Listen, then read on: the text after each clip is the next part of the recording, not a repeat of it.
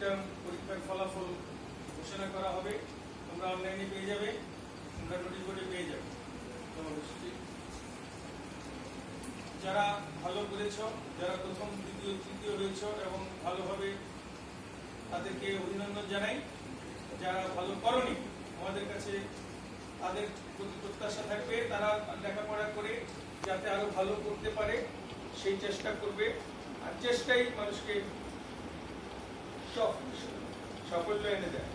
চেষ্টা যদি না থাকে সাফল্য সে পাবে না, মানুষ সেই সাফল্য পাবে না। কাজেই চেষ্টা করতে হবে। আর কলেজের যে প্রথাসিদ্ধ যে নিয়ম কানুন আছে সেই অনুসারে সবকিছু সামনে এগোতে থাকবে। ভালো থাকো, সুস্থ থাকো। আর